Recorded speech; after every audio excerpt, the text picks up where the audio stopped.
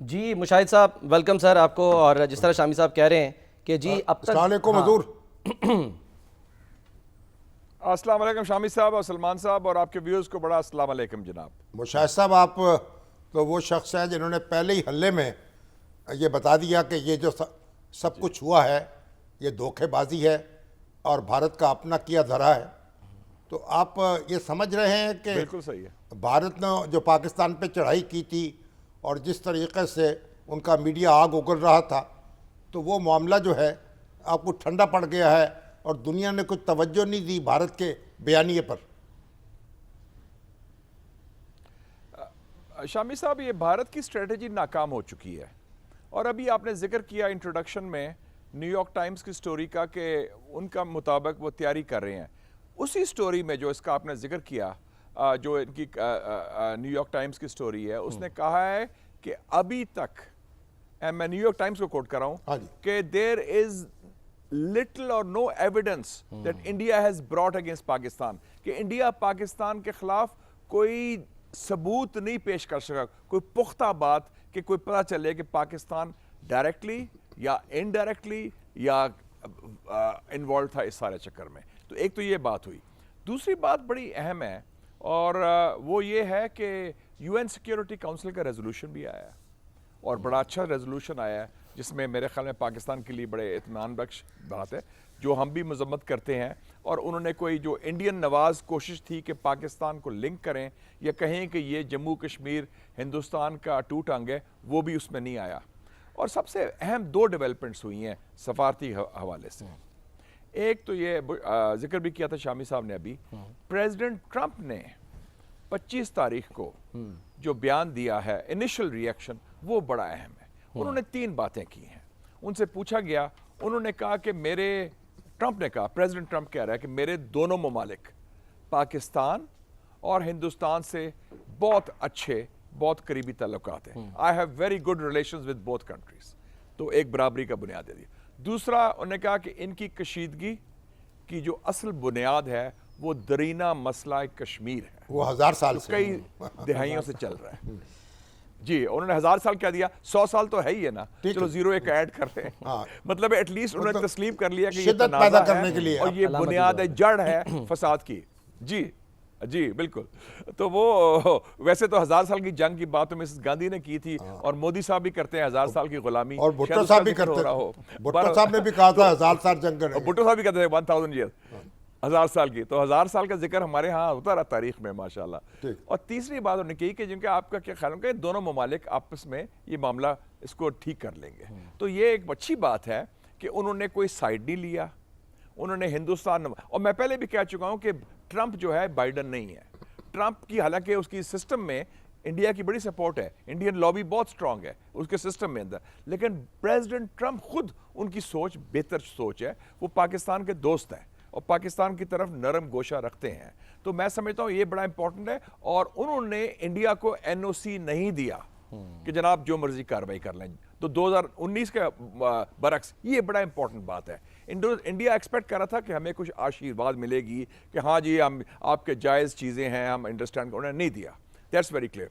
और उसके एक और एस्पेक्ट है कि जो चाइनीज़ फॉरेन मिनिस्टर ने जो टेलीफोन किया डार साहब को, उसमें 2 टोक तरीके से क्लियरली बता दिया है कि चाइना पाकिस्तान की तरह साथ चट्टान की तरह खड़ा है। बल्कि एक और चीज़ मैं ऐड करूंगा शामी साहब और सलमान साहब, कि चाइना 5 अगस्त 2019 के बाद जब हिंदुस्तान ने कब्जा किया गासिबाना मकबूजा कश्मीर पर, एनेक्स किया, तो उन्होंने ऐलान किया था 3 और इलाकों का, आज़ाद कश्मीर, गिलगित बल्तिस्तान और अक्साई चिन जो चीन का हिस्सा है, जो जोड़ता है तिब्बत और शिंजियांग के साथ। तो चाइना इस वक्त आपके साथ खड़ा है और ये चाइना डी फैक्टो पार्टी बन गया है कश्मीर डिस्प्यूट का, क्योंकि हिंदुस्तान की अपनी गलत पॉलिसीज की वजह से।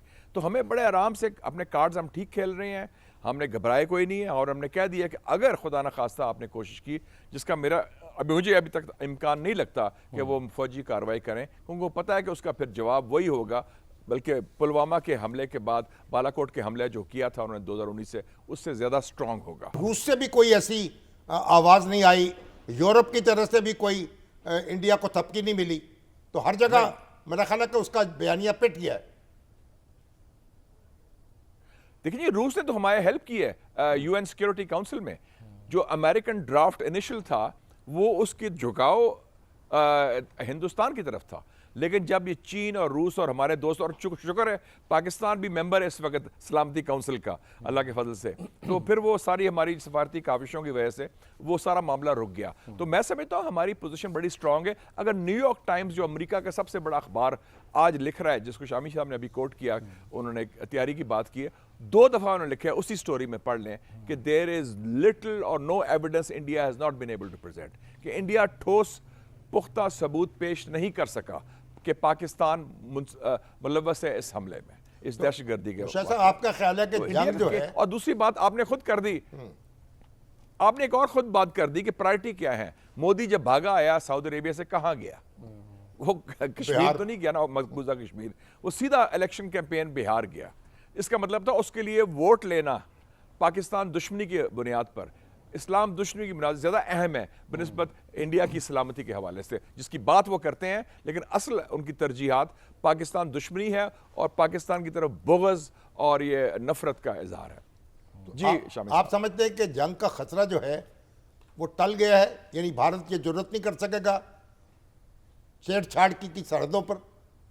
मेरा तो शुरू से ये ख्याल था कि ये जंग नहीं होगी, और हिंदुस्तान डे 1 से, मैंने आपको याद है मेरा तज़किया पब्लिकली मैंने दिया था और ट्वीट भी किया था। तो मैं समझता हूं कि क्योंकि एक उनको तजर्बा हो चुका है, इनको पता है कि अगर कोई भी कार्रवाई हिंदुस्तान से फौजी कार्रवाई हुई, उसका जवाब हमने देना ही देना है, कम वॉट में।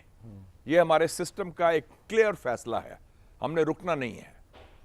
अच्छा नंबर 1। दूसरा ये है कि जो हालात जो साजगार नहीं उनके लिए हुए, उनको एनओसी भी नहीं मिला और उनके जो केस भी नहीं बना सके, तो हमला का मतलब है कि तो फिर आप खुली जारियत जैसे इजराइल कर रहा है फ़लस्तीन के खिलाफ, तो वो तो एक नॉन स्टेट एक्टर के खिलाफ कर रहे हैं, ये तो पूरी रियासत है, तो फिर उसके नताइज बड़े खौफनाक हो सकते हैं इस खित्ते के। तो फिर ये जो इकदाम किए जा रहे हैं कि जी फ्रांस के साथ हिंदुस्तान दबाव जरूर डालेगा, बदनाम जरूर करेगा, ब्लेम करेगा। जी, फ्रांस के साथ जो मुआहदा हो रहा है कि 26 मजीद जो है वो राफेल जंगी तैयारे जो हैं वो खरीदे जा रहे हैं, तो ये भी को प्रेशर टैक्टिक्स ही हैं? बस आपको लगता है सिर्फ वो अपने छुटकारा हासिल करना चाहते हैं पुराने मतलब इक्विपमेंट जहाज़ों से, MiG-29 से? पहले भी वो तो पिछली दफा भी कहा था मोदी साहब ने कि अगर हमारे पास रफाल तैयारे होते तो हम ये करते वो करते, वो कर लें। हमारे पास भी J-10C तो आ गया ना, जो उसकी तोड़ है, ऐसी कोई बात नहीं है। असल बात होती है आप में सलाहियत तो है दोनों मुल्क में, हिम्मत कितनी है और नीयत कितनी है। तो सलाहियत, हिम्मत, नियत तीनों चीजें इकट्ठे मिलके एक चीज करती है ना। अगर सलाहियत हो तो आप में जान ना हो, आप डरे हो और पसीने छूट रहे हो, तो फिर आपका फायदा क्या सलाहियत का? तो इस वक्त अल्लाह के फल से हमारे पास हिम्मत भी है, सलाहियत भी है और हिम्मत नियत भी है जवाब देने की।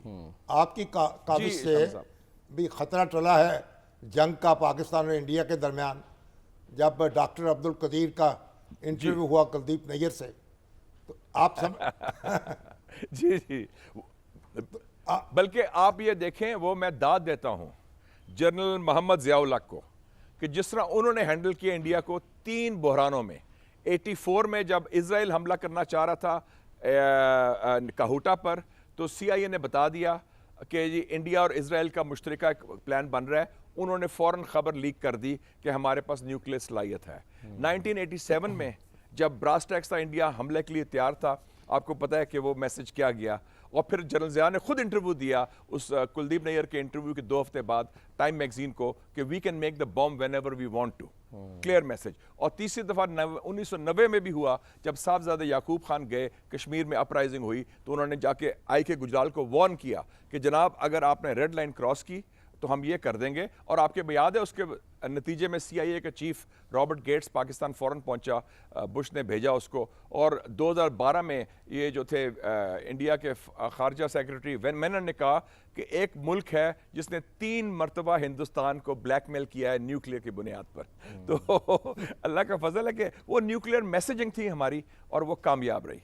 तो इंडिया को ये भी पता है। और एक और इनकी अप्रोच है, शामी साहब माफ़ करना मैं कह रहा हूँ, ये वो उनका एक जो हिंदुत्व के लोग हैं ना, उनकी जहन में एक कॉम्प्लेक्स भी है जो मैं कहता हूँ मजाक से, मैं दिल्ली में कहा भी था, महमूद ऑफ गजनी कॉम्प्लेक्स। वो समझते हैं जो मुसलमान शुमाल से आता है ना, ये महमूद ऑफ गजनी का पैरोकार है, ये दिल्ली जाएगा, सोमनाथ जाएगा। तो ये उनको वो समझते थोड़े बहुत ये पागल भी है मुसलमान, को पता नहीं क्या कर दें। माफ करना, ये मैं उनके जुबान इस्तेमाल कर रहा हूं। तो ये एक थियोरी होती थी अमेरिका में जिसे कहते थे मैडमैन थ्योरी।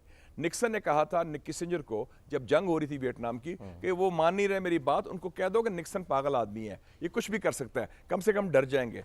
ट्रंप भी वही काम कर रहा है कि वो कहते हैं ट्रंप को पता नहीं क्या कर दे, ये रातों रात कुछ कर सकता है। तो ये एक खौफ भी एक दिलाता है कि यार इनका कोई पता नहीं, इनके पास सलाहियत भी है, कल को पता नहीं क्या कर देंगे, क्योंकि वैसे ही ये बात करते हैं शहादत की, जिहाद की। आज और सेनेटर तो मगर ये बताएं, काफी इरफान सिद्दीकी साहब भी यही